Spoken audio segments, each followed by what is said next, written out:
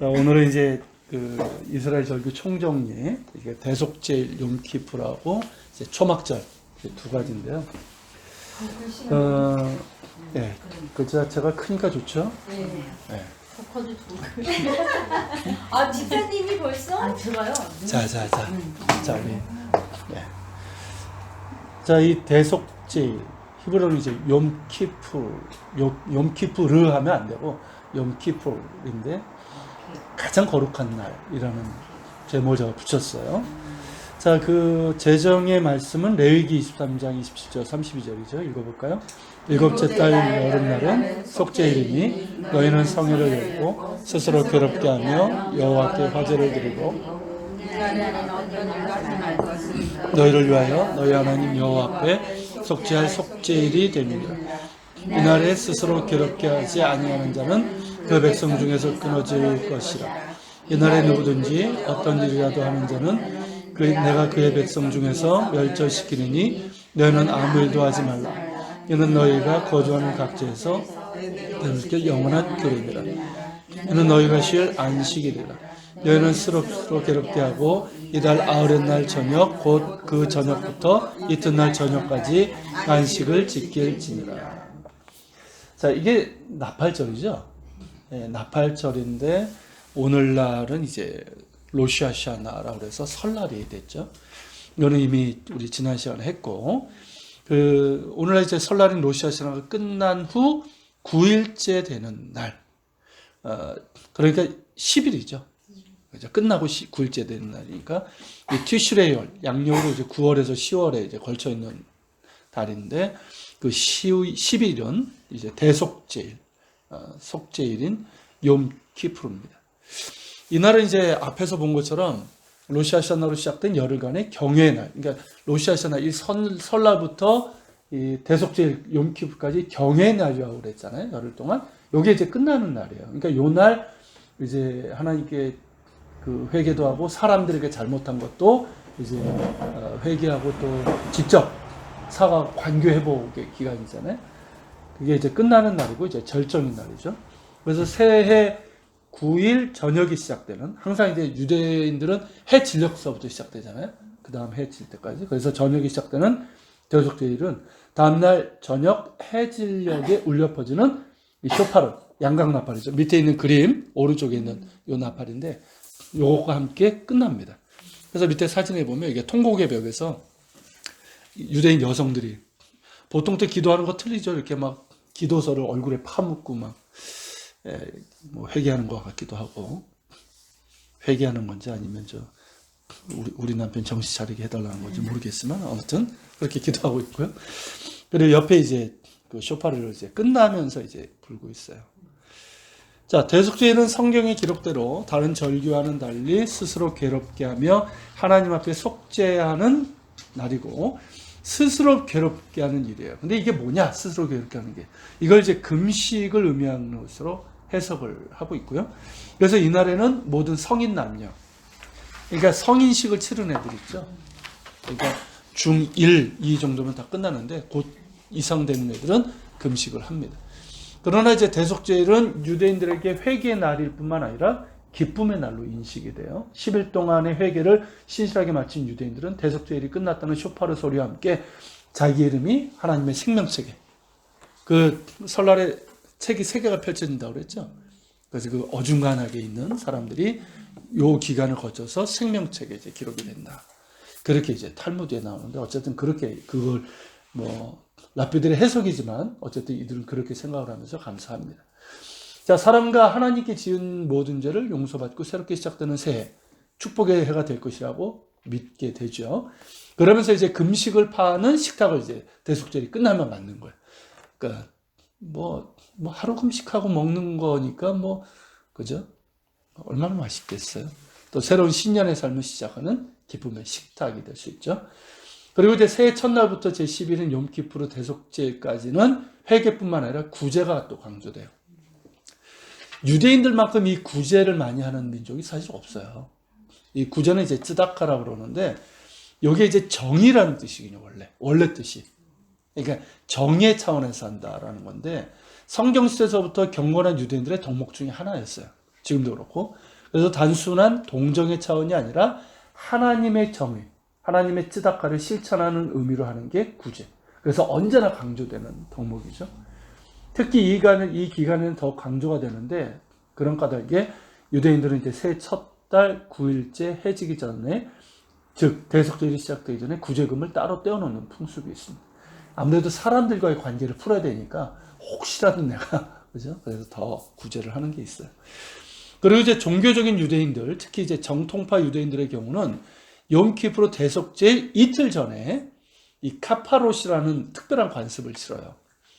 자기의 죄를 이제 닭에게 전가하는 대속임이에요. 닭에게. 그러니까 성전이 있었을 때는 양이나 이 비둘기, 뭐 소 이렇게 죄를 전가시켰잖아요. 그게 없고 나중에 이제 생긴 건데, 닭에게 전가하는 대속의 의미. 그래서 남자들은 수탉, 여자들은 암탉을 준비합니다. 요 밑에 사진이 이거예요. 그래서 이게 뭐 기도서를 들고 지금 닭을 잡고 이러고 있는데 9번을 머리를 돌려요, 이렇게. 그리고 옆에는 애들 앞에서 이제 이 카파롯 의식을 지금 치르고 있는 거고, 여기 이제 자기 부인 같죠? 부인 위에다가 이제 남편이라는 거 있고, 그리고 그 맨 우측 하단 요거는 이렇게 이제 카파롯을 하고 있으면 동물 보호 단체에 속한 세속 유대인들이 있잖아요. 막 항의를 하죠. 애꿎은 닭을 왜 저렇게 그러냐. 막. 중간에 경찰들이 딱 있어가지고 충돌하지 못하도록만 하고 있어요. 이런 풍경을 볼 수 있죠. 자, 먼저 이제 닭을 다리를 묶고 사람의 머리 주위로 9번 돌리는데 이렇게 말합니다. 이것을 나 대신에 이것을 속죄물로 바칩니다. 이 수탉, 여자는 암탉이죠. 암탉은 죽을 것이요. 나는 건강과 장수에 들어갑니다. 식구가 너무 많아가지고 닭을 준비하는데 어려운 사람은 돈으로 대신해요. 더 싸게 이제 하는 거죠. 그 경우에는 이제 이 수탉은 죽을 것이요 라는 말 대신에 이 돈은 구제를 위해 쓰여질 것이요. 차라리 돈으로 하는 게 낫죠. 어쨌든 이렇게 말하고, 이 절차 후에는 쇼헤시라고 해서 합법적인 도살자가 있어요. 아무나 하는 게 아니에요. 그러니까 그 유대교 율법에 따라서 할 수 있는 사람이 있어요. 이 사람이 이제 닭을 잡아 죽입니다. 근데 이 풍습이 언제부터 나온 거냐면, 기록에 의하면 10세기 바벨론 지역에 살던 유대인들이 이 풍습이 이제 있었는데, 당시 이제 부자들은 뭐냐면 아브라함이 이삭을 하나님께 바칠 때 이삭을 대신해서 하나님이 예배하셨던 양이 있잖아요. 그래서 양을 사용을 했다고 그래요. 그러니까 성전이 없으니까 이걸 했는데 일반 가난한 사람들은 이게 쉽지 않죠. 그러니까 이제 닭을 사용했고, 이게 이제 지금 이제 정통파 유대인들이 지금 하고 있고, 그래서 예루살렘에 정통파 유대인들이 사는 지역이 있어요. 메아시아림이라고 하는 데인데, 거기 가면 흔히 볼 수 있는 풍경이고, 재밌는 건 이제 앞에서 우리가 본 것처럼 닭으로 이제 카파롯 대속 행사를 행하는 유대인들의 건너편에 동물보호단체 등에 속한 유대인들이 항의 시위를 하고 있다는 거죠. 그 중간에 이제 경찰이 위치해서 둘 사이에 충돌이 생기지 않도록 하는 장면 볼 수가 있어요. 자, 이런 관습은 이제 성전 파괴 이후에 속죄 제물을 드리기가 어려워졌고, 그런 가운데 제체할 수 있는 방법으로 만들어진 것으로 볼 수 있죠. 그렇지만 동물의 피로, 양의 피도도 안 되면 닭 피로 되겠습니까? 그죠? 동물의 피로 온전한 속죄는 기대할 수 없죠. 온전하고 영원한 속죄는 하나님의 어린 양 예수 그리스도의 속죄로만 가능한 것. 그래서 이것을 모르는 까닭에 매년 이맘때는 애꿎은 닭들만 죽어 나가고 있어요. 이 닭들은 먹지도 않아요. 그렇게 된 거기 때문에. 네. 자, 이 대속죄일에 또한 볼 수 있는 또 하나의 진풍경은 뭐냐면, 일반 도로에 차량 운행이 거의 없고 그 도로를 채우는 게 아이들의 자전거라는 거죠. 이 욤키프르는 이제 속죄 금식의 날이면서 안식일 중에 안식일이거든요. 그러니까 이 대속죄는 안식일 중에 안식일. 그래서 이스라엘의 모든 관공서는 물론 학교 기업 이런 건 뭐 당연한 거고, 공장들도 문 닫고, 심지어 공항과 국경이 안식일에도 문을 열거든요. 다른 절기 때는 조금 일찍 닫거나 이 정도지. 근데 이 대속죄, 욤키프르 때는 공항도 닫고 국경도 다 닫아요. 그래서 제가 이번에 그 성지 답사 갔을 때 일정을 딱 보니까 그대로 하면은 저희 이스라엘에서 대속죄를 맞이하는데 그날 차를 타고 못 다녀요.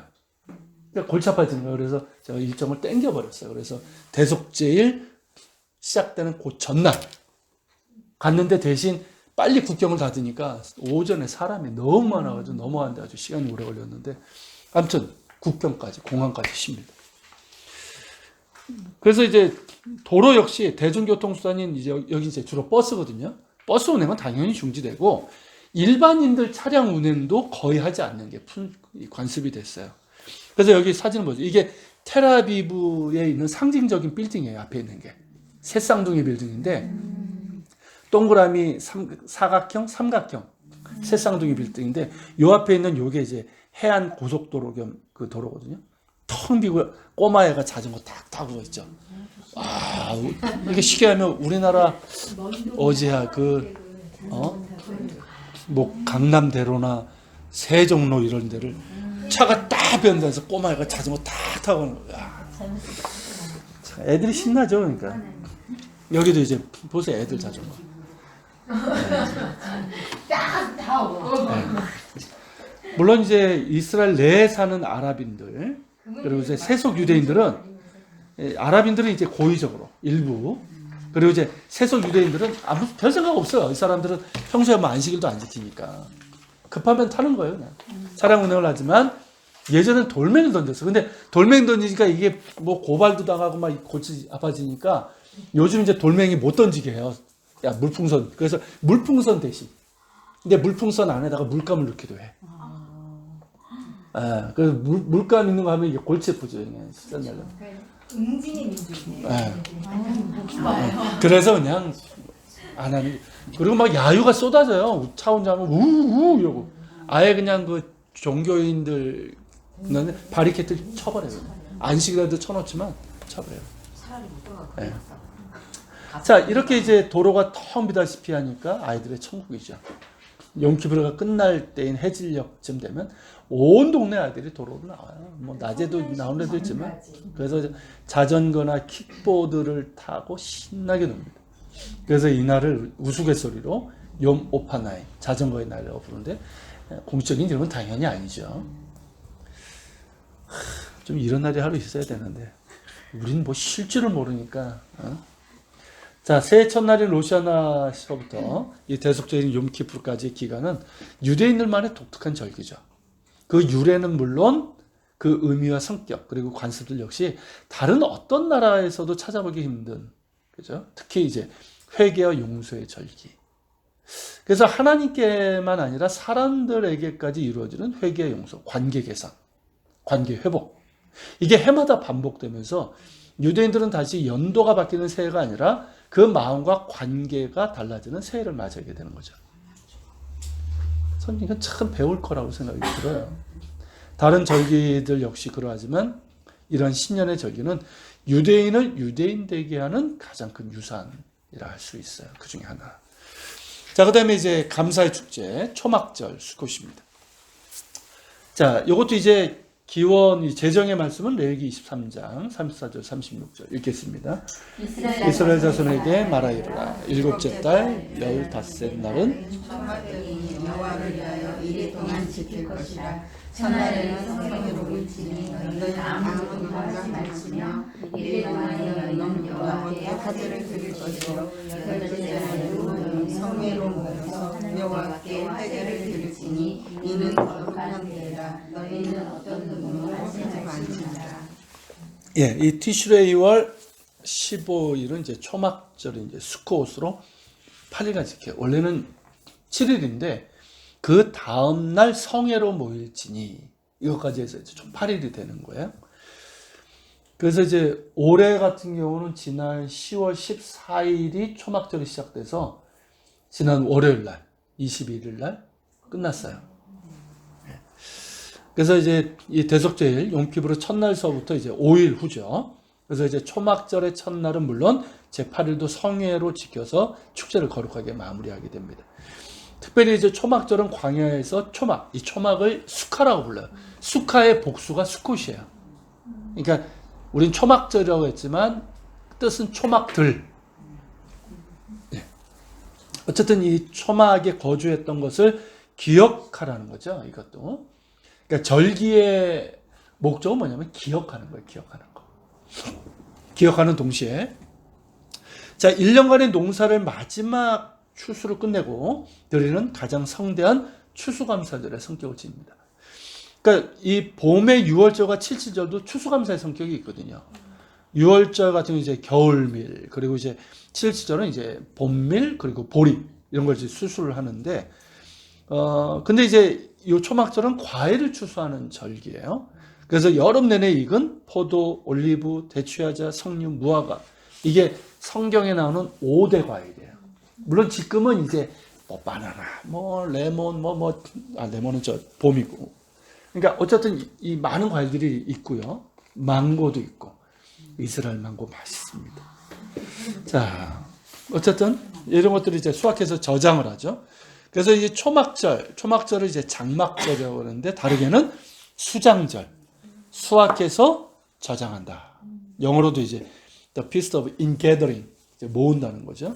그렇게 이제 부르는 거죠. 이런 이유들로 인해서 초막절은 감사 기쁨의 축제로서 손색이 없죠. 새해를 알리는 나팔과 함께 시작된 로시아샤나와 영혼을 괴롭게 할 금식하며 참여하던 속죄일을 지나왔기 때문에 더 기쁨이 큰 거예요. 그런 까닭에 3대 절기에서 가장 큰 명절로 지켜왔습니다. 그러니까 가장 중요하고 모든 절기의 출발은 6월절이에요. 중요성을 따지면 6월절인데, 근데 이제 6월절은 애굽을 떠날 때 그 급박함이 있잖아요. 그리고 그것을 기념해서 이 무교병을 먹으라고 그랬잖아요. 그러니까 쓴나무로, 그러니까 분위기가 초막절에 비해서 무거운 거예요. 반면에 이제 초막절은 앞에서 말한 것처럼 이 로시아샤나와 욤키프를 거쳐서 오기도 하고 추수감사와 또 뒤에서 다루겠지만 이 토라에 대한 감사가 있어요. 그래서 한결 더 자유롭고 들뜬 분위기인 거죠. 그리고 이제 성전이 있던 시대에도 백성들이 이제 6월절과 7.7절 초막절에 하나님께 뵈라고 그러는데 이 세 절기 모두 방문하기는 쉽지 않았던 거예요. 거리가 멀면. 그러니까 이제 한 번 정도는 가야 되는데 초막절이 상대적으로 예루살렘 성전에 방문하기가 더 용이했다는 거죠. 왜냐하면 이제 보리나 밀을 추수는 이거는 그때 그냥 바로바로 해야 되잖아요. 한참일 때는 먼 길을 떠나기가 쉽지 않아요. 가까우면 모를까. 반면에 과일 추수는 어떻습니까? 좀 이렇게 뭐 띄엄띄엄 할 수 있잖아요. 이렇게 상대적으로 좀 여유가 있고. 그리고 이제 파종 역시 실제로 10월 중순쯤에 하거든요. 그러니까 초막절과 완전히 겹치지 않는다면. 어쩔 때는 뭐 음력이니까 10월 초로 가기도 하고요. 좀 늦어지기도 하고. 그러니까 이게 뭐 달라지니까 그 중간에 예루살렘 성전을 방문하기가 쉬웠던 거죠.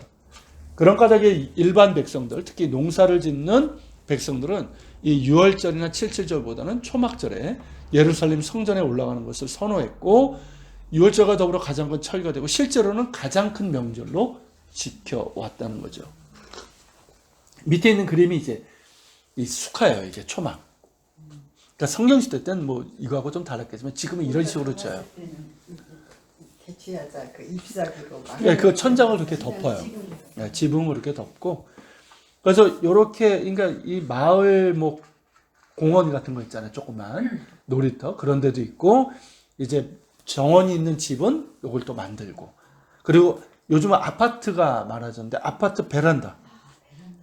옛날 아파트 저희가 살던 아파트에는 이런 게 없었고요. 저희는 좀 오래됐고 30년이 넘어서 요즘 짓는 아파트는 베란다인데 베란다가 정사각형으로 되어 있어요. 우리는 길게 되어 있잖아요. 옆으로. 요것 때문에 그래요. 그래서 이렇게 짓고 그리고 이제 밖에서 보면은 그냥 뭐 이렇게 세트로 팔거든요. 위에는 이제 종려나무나 뭐 이런 걸로 이제 덮고 내부 이렇게 장식을 한 거예요. 여기 옆에 그림 보이시죠? 여긴 굉장히 화려하게 장식을 했어요. 위에다가 막 천도 색깔을 막 이렇게 하고 주렁주렁하고. 이스라엘은 사용이 돼요. 그러니까 시청 앞에도 엄청난 크게 짓는데 거기에다 트리를. 그래서 여기서 이제 이렇게 식사도 하고 잠도 자고 이렇게 추리라기보다는 그냥 장식이죠. 장식. 크리스마스 트리하고 그런 데 한다고 그런 자, 오늘날에도 성경에 기록된 대로 유대인들은 다른 절기들과 마찬가지로 초막절을 성대하게 지킵니다. 그래서 가정의 뜰, 마을 공원, 회당 등에 이 수카를 짓고 아파트가 일반화된 도시에서는 이 수카가 설치된 베란다, 정사각형이죠. 이걸 어렵지 않게 볼 수 있어요. 그래서 이 수카, 이 초막은 종려나무 가지 등으로 지붕을 덮고 내부는 이제 과일들을 이렇게 걸어놓는 등 장식을 합니다. 그리고 이제 초막절 기간 동안 이 수카 안에서 식사도 하고 자기도 하고 그러면서 그들의 조상들이 건넜던 광야를 회상하는 거예요. 그리고 회당에서는 이제 종려가지 이 시트론이라고 해서 그 레몬과인데 레몬보다 껍질이 두껍고 레몬보다 시지 않은 노란 녹색의 감귤류가 있어요. 네. 그리고 이제 버들가지, 화석류 나무 등으로 장식된 의식을 치릅니다. 할렛이라고 부르는 호산나 찬송시가 있어요. 시편 113편에서 118편인데 이게 다 할렐루야 여호와 이렇게 시작을 해요. 그래서 할렛이라고 그러는 거예요. 이게 낭송을 하는데 요 낭송되는 동안 회당에서는 예배자들의 손에 요 밑에 있는 그림 있죠. 요걸 이제 여기 들려져 있어요. 그래서 요거를 동서남북 방향으로 조용히 흔드는 거예요. 이게 어디서 나오면 레위기 23장 40절에서 나온 거예요. 읽어볼까요? 첫날에는 너희가 아름다운 나무 실과와 종려나무 가지와 무성한 나무 가지와 시내 버들을 취하여 너희 하나님 여호와 앞에서 이래 동안 즐거워할 것이다. 괜히 하는 게 아니에요. 요 말씀에서 유래가 된 거예요. 그래서 요게 시트론이에요. 레몬하고 비슷하게 생겼죠. 에트로그라고도 하는데. 그리고 이제 옆에 있는 게 화석류 나무 혹은 도금양 나무라는 여기 하다스라고 하는 그 나무 잎이고요. 그리고 이제 종려나무. 요게 이제 대추야자 나무죠. 종려나무 가지고. 그리고 이제 버드나무 가지. 요게 이제 버드나무 가지예요. 그래서 요거를 옆에 이제 본 것처럼 이렇게 묶어요. 이렇게 하나로 이렇게 세트로 이렇게 묶어서 요즘 이렇게 팔기도 해요. 이렇게 구하기도 하고. 그래서 요 초막절에 통곡예배에 하면 요거 들고 이렇게 기도하는 사람들 많이 볼 수 있고 이번에는 누가 요 시트론을 진짜인지 아닌지 모르겠어요. 모형 같은데 이따만한 걸 누가 갖고 온 걸. 지금 이스라엘에 가 있는 제 후배 목사가 있는데 그 사진을 찍어 왔더라고요. 이만한 걸 들고 탁 찍고 있더라고요.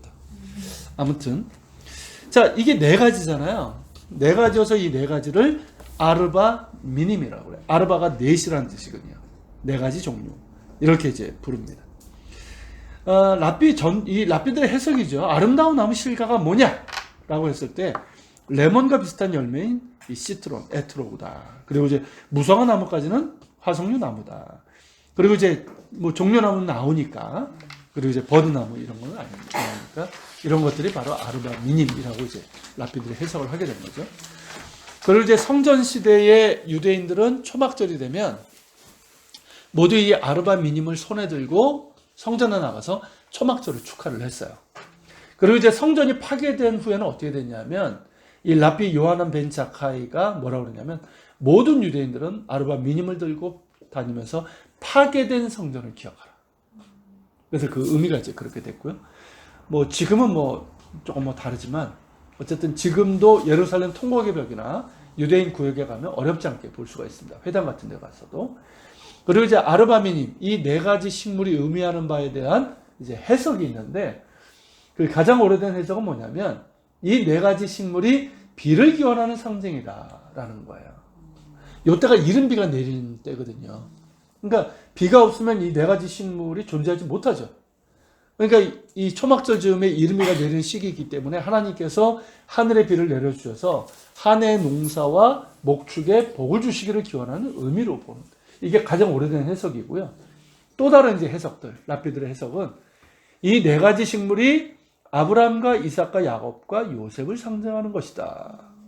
이렇게 보기도 하고, 재밌는 거는 뭐냐면 이 네 가지 식물이 네 종류의 유대인을 대표하는 것으로 보는 해석도 있어요. 자, 아름다운 실과는 뭐냐? 맛도 있고 향도 있어. 이건 어떤 유대인이냐? 토라도 알고, 그러니까 우리로 하면 이제 성경도 알고, 실천도 하는, 순종도 하는 그런 유대인. 그리고 종려나무는 열매는 맛이 있잖아요. 대추야자 열매. 근데 향은 없거든. 그러니까 이제 토라를 알긴 하지만 실천하지 않는 유대인. 그리고 화석류 나무는 맛은 없어. 근데 향이 있단 말이에요. 그러니까 토라는 알지 못하는데 선을 행하는 유대인. 그러니까 토라를 알지 못한다는 건 뭐냐? 토라를 공부하지 않는데 이 뜻이에요. 그러니까 버드나무까지는 맛도 없고 향도 없어. 이거는 토라도 모르고 선도 행하지 않는 유대인. 이런 해석을 해요. 근데 이걸로 끝나더라고요. 그래서 제가 이게 무슨 의미일까 하다가 이건 제 해석이에요. 마지막은. 그렇다고 한다면 그가 어떠하든 모든 유대인들은 초막절에 하나님께 나가야 되고 드려져야 한다는 의미로 할 수 있겠다. 네 가지 다 흔드니까. 네. 아무튼 이런 해석이 있어요. 자, 모세는 이제 그의 고별 설교에서 며칠 전 마지막 해, 곧 정기 면제년의 초막절에 모든 이스라엘 사람들을 놓고 율법을 선포하라고 명했어요. 이게 신명기 31장 9절부터 13절에 나옵니다. 읽어볼게요. 또 모세가 이 율법을 써서 이스라엘 모든 장로에게 주고 모세가 그들에게 명령하여 이르기를 내 7년 끝에 곧 면제년의 초막절에 온 이스라엘이 내 하나님 여호와 그가 택하신 곳에 모일 때에 이 율법을 낭독하여 온 이스라엘에게 들게 할지니 곧 백성의 남녀와 어린이와 내 성읍 안에 거류하는 타우린을 모으고 듣고 배우고 내 하나님 여호와를 경외하며 이 율법의 모든 말씀을 지켜 행하게 하고 또 너희가 요단을 건너가서 차지할 땅에 거주할 동안에 이 말씀을 알지 못하는 그들의 자녀에게 듣고 내 하나님 여호와 경외하기를 배우게 할지니라. 그러니까 모세가 당부한 거는 정기 면제년, 우리가 이제 이미 배웠지만 안식년이죠. 그 안식년 때 초막절이 되면 마지막 날에 너희가 율법을 선포하라 이렇게 했단 말이죠. 요게 이제 기원이 된 거예요. 그리고 이제 솔로몬의 성전이 봉헌된 후에 성전에서 처음으로 지킨 절기가 초막절이었어요. 그러니까 완공된 이후에 봉헌되고, 그러니까 어떻습니까? 성전이 지어지고 첫 번째 절기가 초막절이었으니까 정말 엄청난 규모의 축제를 이제 벌였던 거죠. 그리고 이제 바벨론 포로 귀환 후에 느헤미야와 에스라 때는 이 무너졌던 성벽을 재건한 후에 함께 무너진 그들의 신앙과 정체성을 재건하는 게 목표였잖아요. 성벽만 무너진 게 아니잖아요. 그래서 전 민족적인 초막절 운동을 전개를 하게 됩니다. 그래서 느헤미야서에 이 말씀이 나와요. 읽어볼까요? 그 이튿날 뭇 백성의 족장들과 제사장들과 레위 사람들이 율법의 말씀을 사자리에 모여서 율법에 기록된 바를 즉 여호와께서 모세를 통하여 명령하시기를 이스라엘 자손을 일곱째 달 절기에 초막에서 과일진을 하였고 백성이 이에 나가서 나뭇가지를 가져다가 혹은 지붕 위에 혹은 뜰 아래 혹은 하나님의 전뜰에 혹은 수문 광장에 혹은 에브라임 문 광장에 초막을 짓되 사로잡혔다가 돌아온 회중이 다 초막을 짓고 그 안에서 노하니 눈의 아들 여호사 때부터 그날까지 이스라엘 자손이 이같이 행한 일이 없었으므로 이에 크게 기뻐하며 에스라는 첫날부터 끝날까지 날마다 하나님의 율법책을 낭독하고 무리가 이래 동안 절기를 지키고 여덟째 날에 그를 따라 성회를 열었느니라. 예. 바벨론 포로 귀환으로 본토로 돌아온 유대인들, 그러니까 옛날 선조들이 애굽의 포로 생활에서 해방된 기쁨을 회상하면서 이렇게 대대적으로 초막절을 축하했고, 이때 에스라가 7일 동안 매일 율법을 낭독했고 8일째 성회를 베풀었어요. 그러니까 요 모세 고별 설교와 느헤미야 요 말씀으로 인해서 생긴 게 뭐냐면 맨 마지막 날에 토라와 관련된 그런 이제 의식을 치르는 거예요. 그건 이제 좀 이따 보도록 하겠고, 자, 성경 시대 초막절의 한 가지 중요하고 의미 있는 의식은 뭐냐면 성전 제단에 물을 붓는 거예요.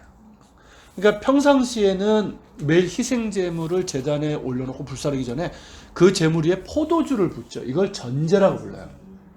그러니까 출애굽기에 나오고 사도 바울이 빌립보서 2장 10절에서 내가 나를 전제로 나의 생명을 그렇게 드리고 싶다는 거잖아요. 그러니까 희생 제물의 전제로 드리고 싶다. 그렇게 이제 비유적으로 얘기를 했는데, 근데 이제 초막절에는 포도주 대신에 물을 제단에 부었습니다. 근데 정작 모세오경에는 이에 대한 규례가 없어요.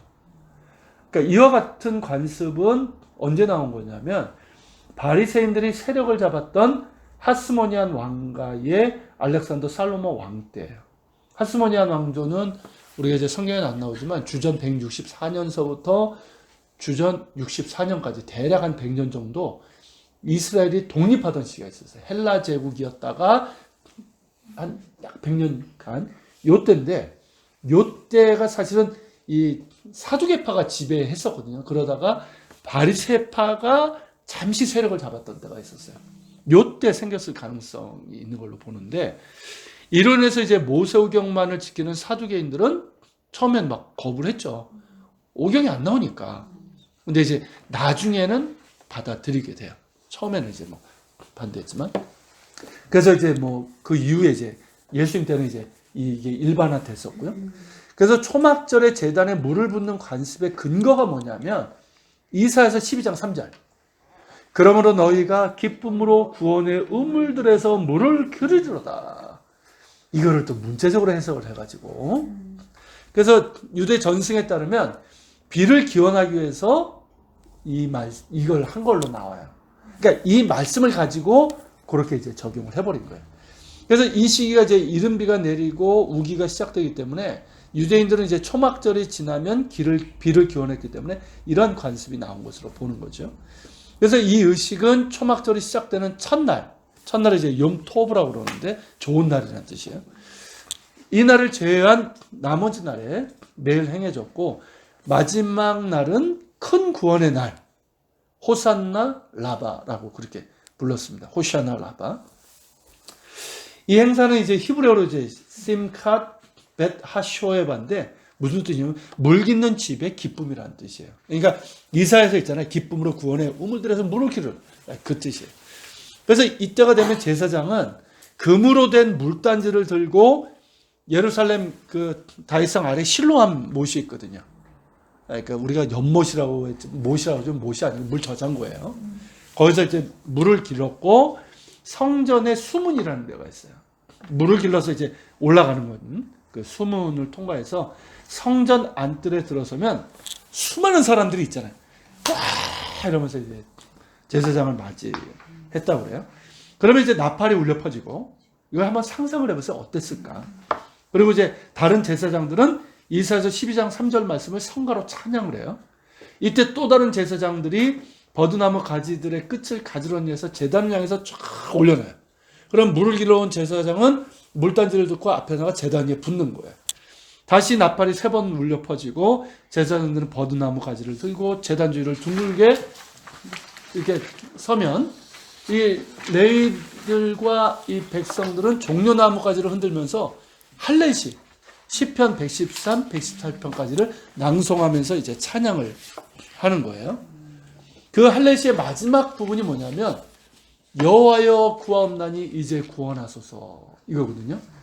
요걸 외치면, 제사장들이 요걸 외치면 모든 회중은 종려나무 가지를 높이 들어서 빙빙 돌리면서 레인들의 찬양이 앞에서 시편의 할례 찬양을 함께 불렀던 거예요.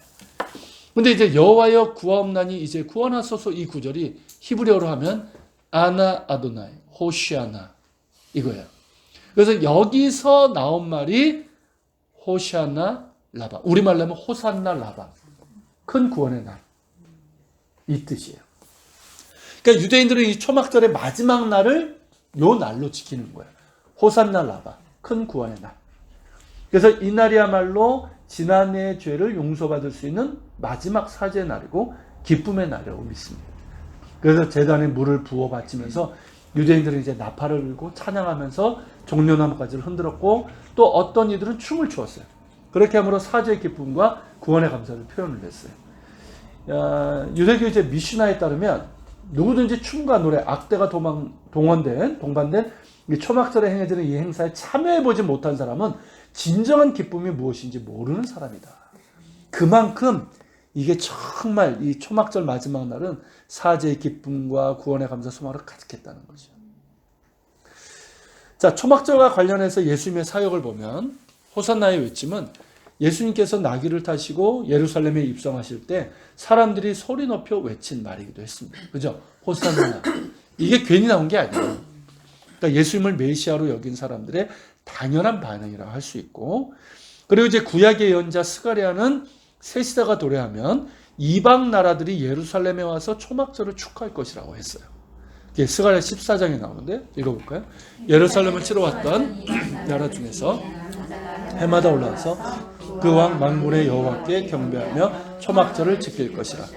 땅에 있는 족속들 중에 그 왕 만군의 여호와께 경배하러 예루살렘에 올라오지 아니하는 자들에게는 비를 내리지 아니하실 것인지 만일 애굽 족속에 올라오지 아니할 때에는 비밀이 있지 아니하리니 여호와께서 초막절을 지키러 올라오지 아니하는 이방 나라의 사람을 치시는 재앙을 그에게 내리실 것이라. 애국 사람이나 이방 나라 사람이나 초막절을 지키러 올라오지 아니하는 자가 받을 벌이 그러하니라. 자, 여기 보면 이방 나라들 중에 남은 자가 해마다 올라와서 그왕 만군의 여호와께 경배하여 초막절을 지키고, 이게 나오죠.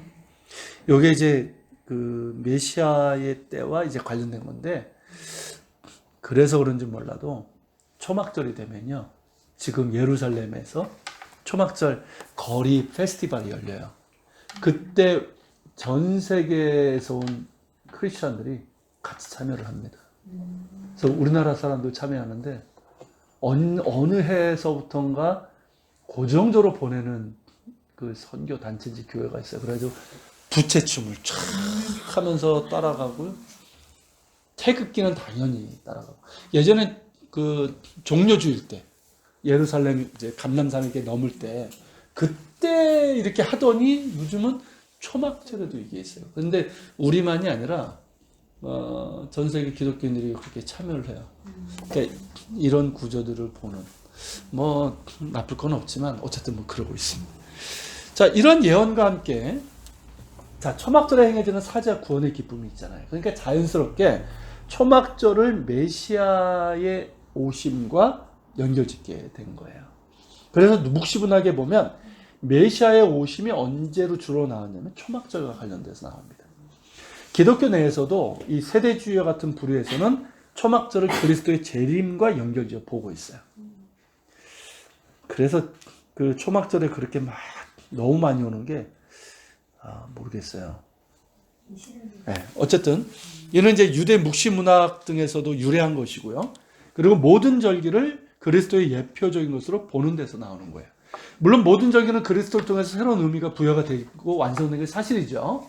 6월절의 어린 양, 부활절이고, 그리고 이제 77절은 오순절, 성령 강림이 임했고, 예표적인 의미가 있는데, 이 초막절은 아직 실현되지 않은 절기죠. 그렇게 본다면.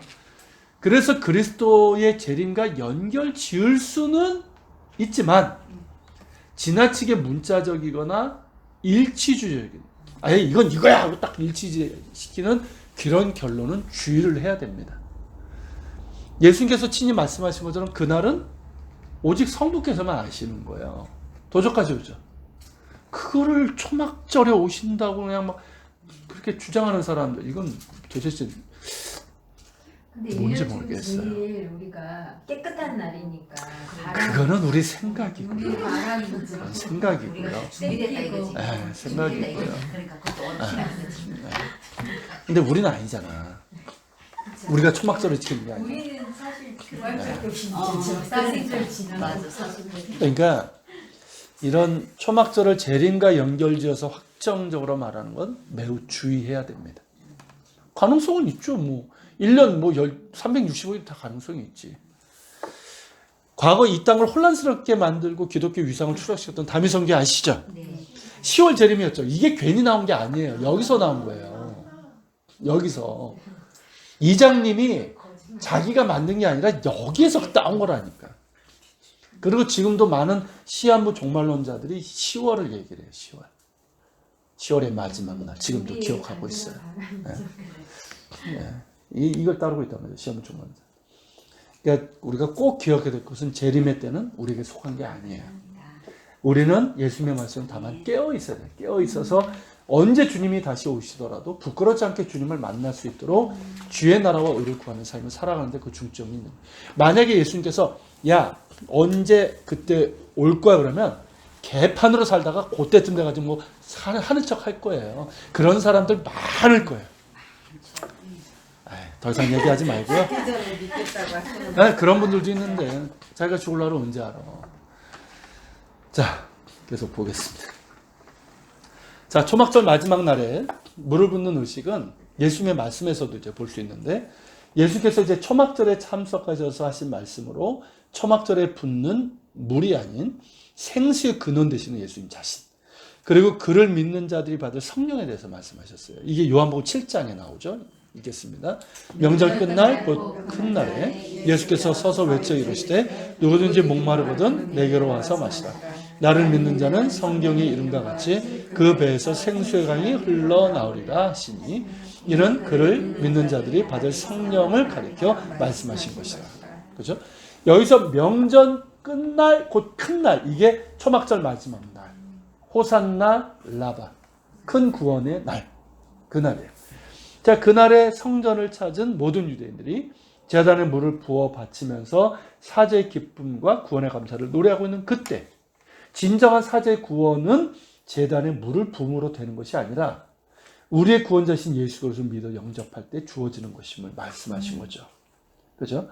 그리고 예수님을 구조로 영접하는 자들에게는 그 배에서 생수의 강이 흘러나오리라. 그 중심에서 성령의 생수가 흘러나오게 될 것이다. 말씀하신 것이죠. 그래서 초막절과 관련된 또 하나의 사건이 뭐냐면 우리가 보통 변모 사건이라고 하죠. 변화산이라는 표현은 적절하지 않아요. 변모하신 거죠. 그죠?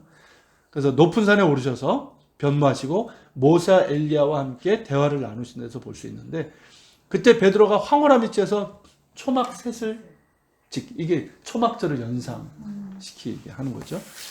자, 오늘날에 이제 초막절을 좀 더 보면 이미 앞에서 다룬 것처럼 초막절 7째 날을 호산나 라바, 그건 구원의 날이라고 부른다고 그랬죠. 이날 유대인들은 아르바미님 4가지 식물을 손에 들고 회당을 7바퀴 돕니다. 지금 성전이 없으니까 회당을 7바퀴 돌아요. 성전 시대 제사장들이 성전 제단을 돌면서 백성들과 함께 출주전 전통을 따르기 위해서요. 그래서 7바퀴를 다 돈 후에는 이 버드나무 가지를 으깨서 부숩니다. 그것을 보면서 자신들의 마지막 죄까지도 다 으깨어지는 것을 경험합니다. 이런 어떤 퍼포먼스가 의외로 효과가 있어요. 우리 예전에 저 수련회 가면은 이렇게 종이에다 다 적어가지고 못 받고 막 이렇게 태우고 배 띄우고 그랬잖아요. 이게 효과가 있어요. 이걸 뭐 이런 것까지 이게 아니라니까요. 자, 그리고 이제 비가 내리기를 간구하면서 내년에도 버들에 물이 오르기를 구하고 자신들의 영혼과 삶에도 물이 오르기를 기원합니다. 이렇게 해서 사실은 초막절이 끝나는 거예요. 그런데 그 다음날 또 하나가 있어요. 그래서 그냥 이것까지 그냥 초막절로 보는데 정확하게 하면 좀 다른 절기예요, 이거는. 근데 어쨌든 이제 뭐 같이 이렇게 봅니다만은. 자, 그리고 다음 날인 8째 날을 이제 쉬미니 아체렛이라고 그래요. 8번째 모임이라는 뜻이고, 이게 이제 성회로 지키라고 그랬잖아요. 그 다음 날 성회로 지키라. 네, 거기서 나온 것이고, 이 날은 비를 위해서 기도합니다. 그만큼 이 비가 너무 중요한 거예요. 그래서 이로써 새로운 해가 시작되며 유대인들은 파종을 준비하게 되는 거예요. 그리고 이제 8째 날, 혹은 이제 유대인들에 따라서는 9째 날이 되기도 하는데, 이 심카토라. 이게 우리말로 표기하기 너무 힘들어요. 후음이어가지고, 웬만한 자료에는 심하치라고 하는데, 그건 그런 발음이 없고, 또 심캇 하니까 이건 너무 발음이 아니고, 그래서 이건 오타가 아니고요. 히읗, 후음이란 뜻이에요. 심카토라. 발음 어렵습니다. 어쨌든 그렇게 이제 부르는데 뜻은 뭐냐면 토라의 기쁨이라는 뜻이에요. 이스라엘에서는 이제 쉬미니 아체렛과 이 심카토라를 8째 날에 같이 지켜요. 근데 디아스포라 유대인들은 이제 이 하루가 늦게 이렇게 가잖아요. 그러니까 따로 9째 날을 정해서 심카토라를 지킵니다. 쉬미니 아체렛과 이 심카토라는 초막절과 이어져서 같이 보기도 하지만 초막절과는 별개의 절기로 이야기를 합니다. 즉 새로운 해가 시작돼서 파종을 준비하고 또한 지난 1년간의 토라 일독을 마치고 새롭게 시작하는 의미를 가진 절기다라는 거예요. 그래서 이때는 초막절처럼 아르바미님 이 4가지 식물 있죠. 그걸 들거나 초막에 거해야 되는 의무가 없어요. 이때는. 그래서 밑에 이제 사진을 보시면 초막절 마지막 날의 요 모습이에요. 호산나 라바. 그래서 이때는 다 이렇게 7바퀴 회당 내에서 7바퀴 돌고 이 어디에요? 통곡의벽에서도 유대인들이 이렇게 돌아요. 그리고 밑에는 이제 그 다음 날인 심카토라. 그래서 이 토라 두루마리 있죠? 이걸 들고 막 기뻐하고 막 춤추는 그런 모습이에요. 자, 유대인들은 매 안식일을 중심으로 해서 토라를 일독하는 이 토라 포션이라는 게 있어요. 그러니까 안식일마다 읽어야 되는 분량이 있어요. 이날은 이제 토라, 그러니까 모세 오경이에요. 모세 오경 앤드 서신, 예언서 있죠. 예언서가 일부 합쳐져요. 그렇게 이제 토라 일독을 마치는 날이에요, 이 날이. 그리고 다음 날부터 다시 처음부터 읽게 됩니다. 이날 회중은 이제 토라계, 그러니까 토라 두루마리를 보관하는 게죠. 그 회당 그 벽에 있는데 거기에서 토라 두루마리를 꺼내가지고 회당 안에서 원을 그리면서 주의를 그립니다. 이게 그 모습이에요. 사진에서 보시는 게. 어른들은 이제 토라 두루마리 어깨 메고 아이들은 이제 사과와 깃발을 들고 춤을 추면서 따라갑니다. 그렇게 7바퀴를 다 돌면 이 토라의 마지막 책인 신명기 마지막 단락을 읽는 거예요. 이로써 토라 일독이 끝납니다. 그러니까 우리에게 이 토라의 말씀을 주신 하나님께 감사하면서 토라를 성공적으로 일독한 것을 기뻐하면서 행하는 예식이고 잔치예요. 그래서 이날 큰 잔치를 벌리고요. 많은 사람들이 취할 때까지 또 포도주를 마십니다. 이 심카 토라와 관련해서는 앞에서 언급한 것처럼 며칠년 마지막 해, 곧 정기 면제년에 초막절에 모든 이스라엘 사람들을 모아놓고 율법을 선포하라고 했던 모세 고별 선교 있었죠. 그거하고 에스라가 초막절 7일 동안 매일 율법을 낭독했고 8일째는 성회를 베푼 것에서 기인하는 것으로 우리가 볼 수 있어요. 그렇게 이제 초막절은 광야에서 베푸신 하나님의 은혜를 기억하고 또 한 해의 풍요로운 수확으로 인해서 감사하는 추수감사의 절기예요. 벌써 이 두 가지 명 있죠. 광야의 은혜 기억하고 추수감사. 그리고 이제 속죄의 기쁨과 구원의 감사의 축제죠. 관계회복. 이게 이제 세 번째 의미고요. 근데 그 관계회복은 하나님과의 관계회복은 물론이거니와 이웃과의 관계회복. 이거에 대한 감사가 중심에 있다는 거죠. 지난 주일에도 제가 말씀드렸지만, 로시아나에서부터 욤키브를 거쳐서 초막절에 이게 완성이 되는 거예요. 그리고 이제 네 번째가 뭡니까? 생명의 말씀을 주신 하나님을 기뻐하면서 감사하는 최고의 축제. 그러니까 이런 성격들이 있다 보니까 초막절이 이 기쁨과 감사가 넘치는 최고의 축제가 될 수밖에 없는 거예요. 자, 이 절기예요. 저는 이 절기를 이렇게 보면서 좀 아쉽다. 그러니까 기독교 이렇게 되면서 사실은 초대교회 성도들은 이걸 지켰어요. 그들이 다 유대인들이었으니까.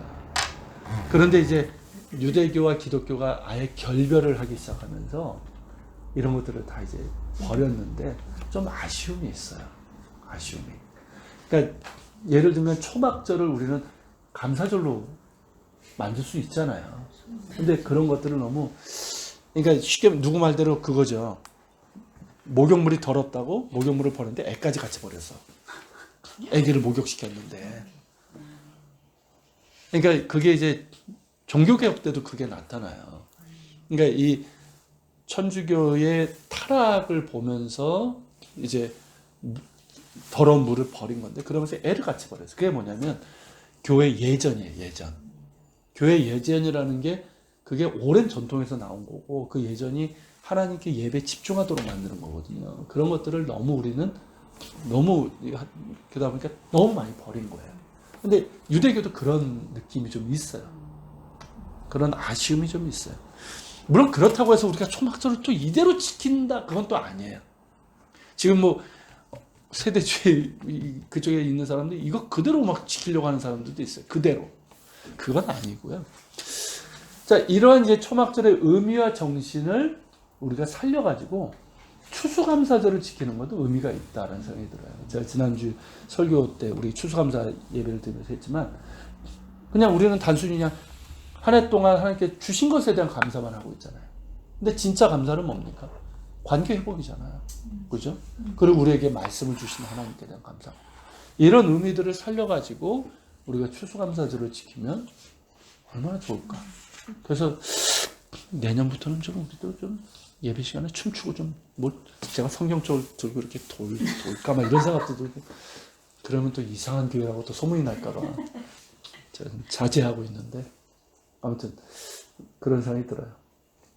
그리고 이제 또 하나는 뭐냐면 유대인들의 이제 초막절 의미를 보면 참 좋아요. 그렇지만 그리스도 밖에서는 제한적이고 불안적일 수밖에 없잖아요. 다른 건 몰라도 뭐 감사와 뭐 토라를 주신 것, 다른 건 몰라도 속죄를 통한 하나님과의 관계 회복. 그죠? 이거는 제한적이고 불안정할 수밖에 없어요.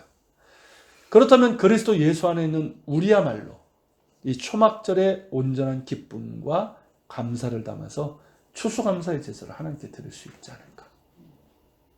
그죠? 네. 이런 부분을 좀 살렸으면 좋겠어요. 이 절기, 그러니까 뭐든지 기원이 중요하잖아요. 그게 이제 어디로부터 나왔느냐에 따라 다양한 해석이 되고 이제 그거가 어떤 명분을 제공을 하는데, 그러니까 뭐 6월절이라든지 7.7절이라든지 이 초막절 자체의 그 정신이 교회의 그 우리 뭐 부활절이라든지 추수감사절이 이런 것들의 그러니까 기본이 된다라고 하면 더 풍성해질 것 같아요. 초막절 자체는 이스라엘 민족에 국한된 거잖아요. 광야 생활을 우리는 해보지는 않았지만, 근데 이제 우리가 의미적으로 느끼는 광야는 알고 있잖아요. 그게 뭔지. 그러니까 그것들이 되게 풍성하게 가져올 수 있는 우리는 초막을 것들이. 질 필요는 없고 그건 없는데 이 의미는 우리가 너무 놓쳐버린 게 아닌가 하는 생각이 드는 거예요. 네. 그러니까 아기까지 같이 버렸는데 그 아기를 다시 데리고 와야 돼요. 근데 문제는 지금 아기는 버렸는데 목욕물이 더러워. 그죠? 물도 더러워요 지금. 이게 문제예요 지금. 이게 문제. 네. 그러니까 물도 다시 채워야 되고요. 버리고 아기도 데리고 와야 되고. 자, 우리 기도하도록.